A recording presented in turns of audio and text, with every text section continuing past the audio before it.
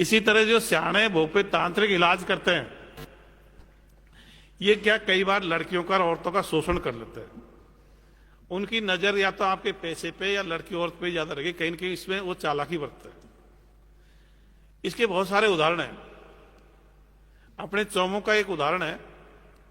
एक आदमी बीमार पड़ा तो यूपी से तांत्रिक लेके आए। वो तांत्रिक बोला कि यार तुम्हारे तो घर में गड़बड़ है, तो क्या करें भाई? बोले इस घर को खाली करो।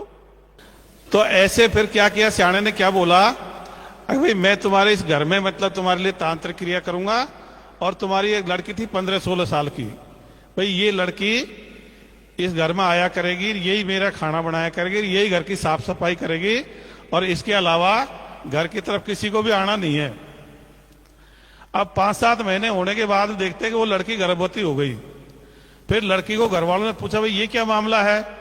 तो फिर उस लड़की ने, देखो ईमानदार तो थी, उसने कहा भाई सियाना मेरे साथ घर में ऐसे ही काम करता है, और फिर एक लड़के के उसने बताया था वो भी मेरे साथ मतलब रिलेशन में है। तो उस सियाने भोपे के साथ में मुकदमा दर्ज हुआ, उसको जेल भेजा गया। ऐसे एक मेरठ की बात बताता हूं। मेरठ में एक 17-18 साल की लड़की बीमार पड़ी, तो एक तांत्रिक के पास गए। तो उसने कहा भाई मैं तुम्हारे जो छोटी वाली लड़की है 12-13 साल की, इसके साथ में तांत्रिक क्रिया करूंगा, और बड़ी वाली लड़की को लेकर तुम दूसरे घर में कमरे में रहना, और इसको दूसरे कमरे में रखूंगा। जब ये लड़की चिल्लाएगी तब अगर भाई इसका भूत उतर रहा बड़ी वाली का। और फिर यही घटना करी, लड़की चिल्लाई, घर वाले खुश हुए। बाद में पता लगा कि उसने छोटी वाली लड़के के साथ में बलात्कार किया था, इसलिए लड़की चिल्लाई थी। फिर उसका मुकदमा दर्ज हुआ, उसको सियाने भोपे को जेल भेजा गया। तो अगर अपने घर में कोई बीमार पड़ता है तो सियाना भोपा बाबा या तांत्रिक के पास जाने की जरूरत नहीं, डॉक्टर के पास जाना चाहिए। ये जो भूत जिन जो शरीर में भरते हैं, इनके भरता फरता कुछ नहीं है, ये अकेले में प्रैक्टिस करते हैं। और जब बाजा वाजा बजता है तो इनको तान आने लग जाती है, इनका मन कर जाता है।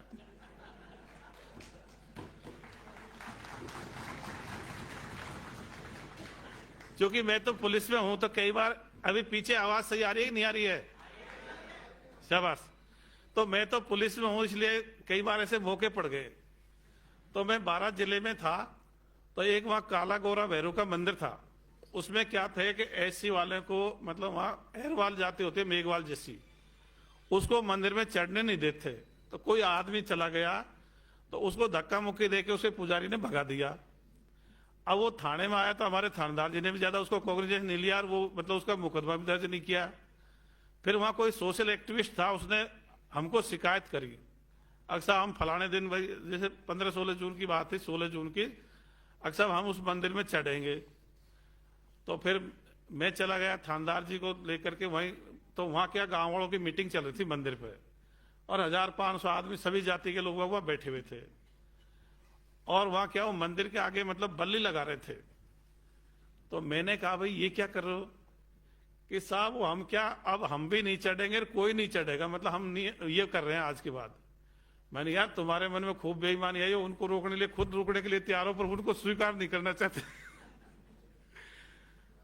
तो फिर मैंने उनको समझाया। तो उसी दौरान क्या था, एक वहां का जो मेन घुड़ला था, उसके देवता भरता, कोई घुड़ला बोलते भोपा बोलते, तो उसके देवता आ गया, और उसने यूं यूं करके, और उसको वो मतलब यूं गिर गया, उसके देवता भर गया। अब जैसे ही उसके देवता भरा तो गांव वालों ने उसकी जय बोल दी। अपन देखते थे, उसकी जय बोल दी। तो जैसे जय बोली तो उसके बाद मैंने कहा उससे, मेरे को उठा के फेंक दो नाटक किया तो पता उसने क्या किया? 1500 आदमी थे, फिर मैंने फिर भी कहती, उसने क्या किया, वो खड़ा हुआ और मुझे हाथ जोड़ दिया, सब गलती हो गया, मेरे देवता नहीं चढ़ेगा।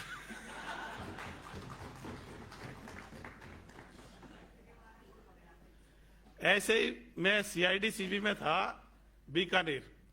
तो नौहर में कई लोग जो मतलब एक्टिव है, उनको पता होगा, नौहर में 4 मर्डर हो गए थे। पति पत्नी और 2 लड़कियां थी, 5 साल की 7 साल की, वो बाहर सो रही थी, चारों कोई काट गया।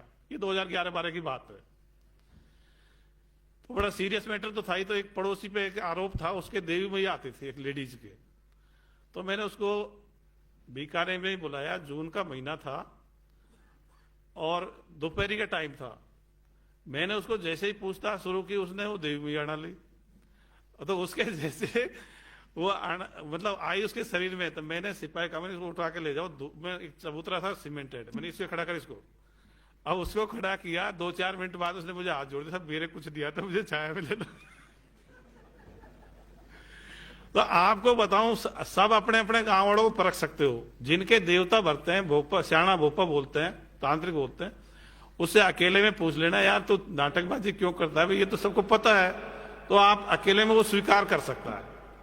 अब क्या अपन उसके जैसे उसका जो स्थान होता है वहां जाते हैं तो उसके वहां उसी के आदमी होते हैं, तो फिर वो आदमी क्या होते हैं कि उसका बहुमत होता है, वो उसके पक्ष में लड़ने के लिए तैयार हो जाते हैं। तो वहां आप कह नहीं पाते, लेकिन अकेले में अगर गांव वाले से आप पूछोगे तो वो बता देंगे मेरे कुछ नहीं आता है, लेकिन यार गांव वाले मानते तो मुझे करना पड़ता है।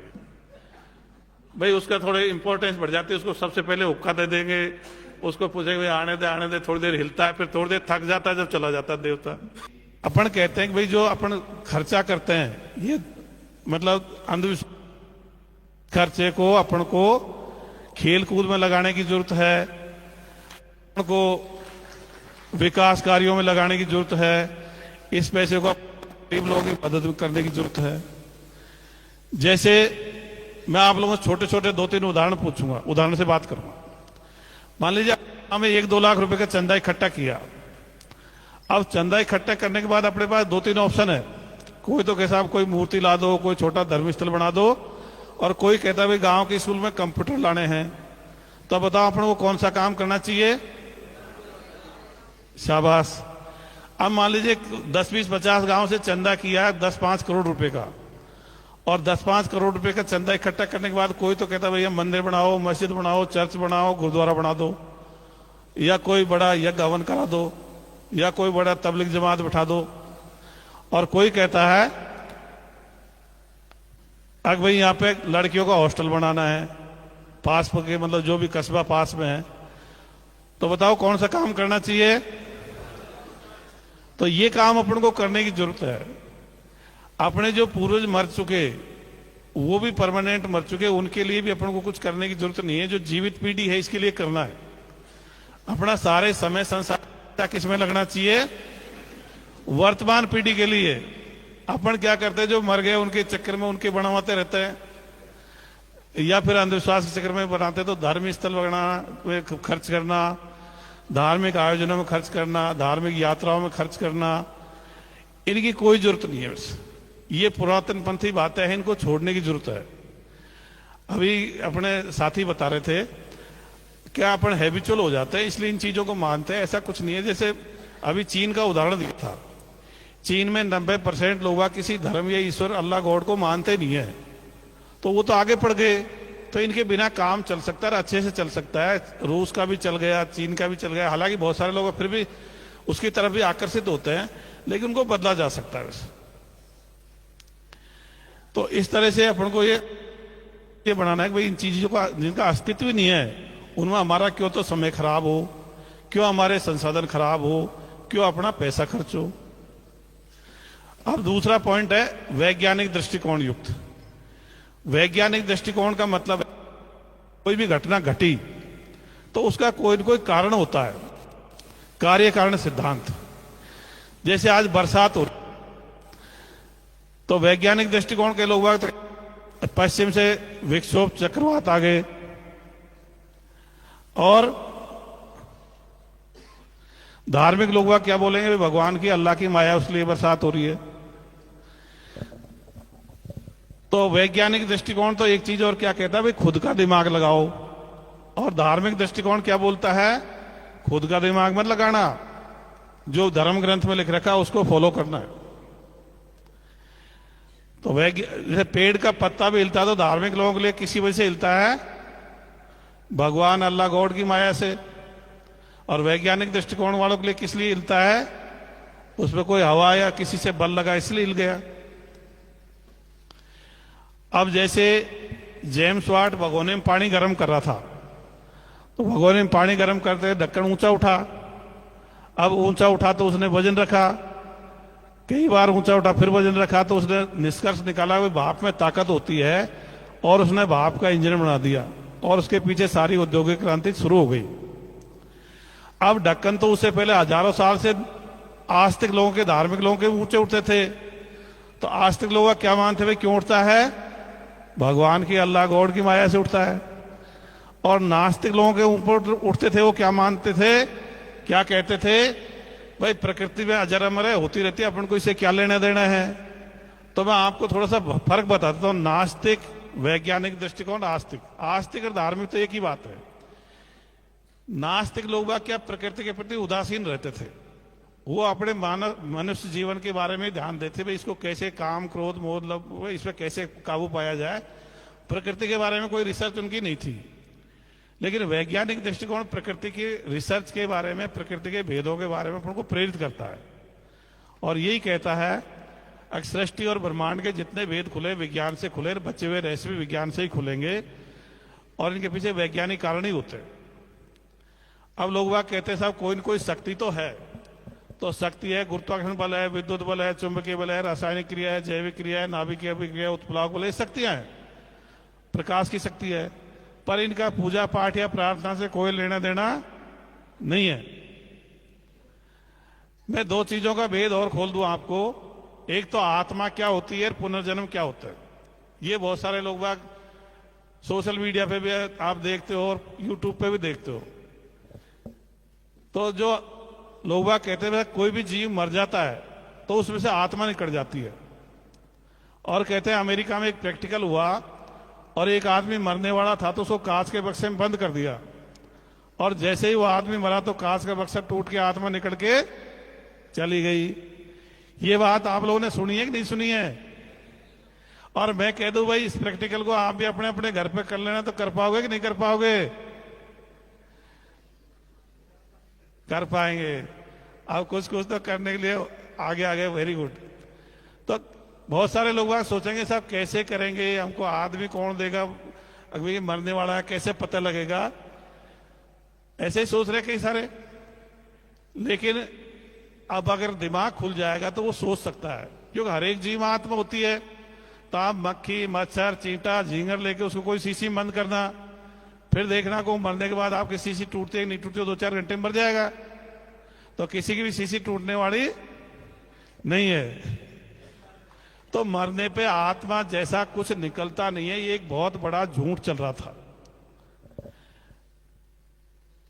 ये क्या है, मरने पे होता क्या है, जैसे अपन विज्ञान पढ़ते हैं, अपने हार्ट लंग्स परमानेंट रूप से काम करना बंद कर देते हैं।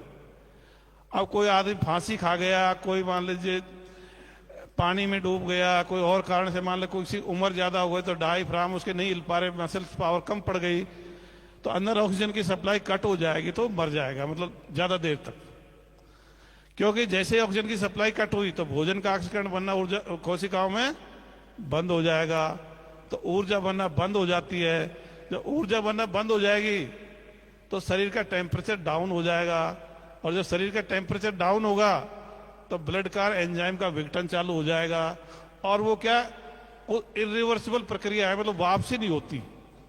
जैसे दूध का दही बन जाएगा तो दही का दूध वापस नहीं बन सकता, इस तरह का होता है। तो अब कई लोग क्या विकसित देशों में क्या कर रहे हैं, कोई मर जाता तो उसको, उसकी बॉडी को डीप फ्रीज में रख देते हैं, इसका डिकम्पोजिशन नहीं हो। अब कोई मतलब उत्तरी ध्रुव पे मतलब 10-20 फीट नीचे गड़ गया तो उसका फिर उसी हालत में उसका शरीर मिल सकता है आज से 1000 साल बाद।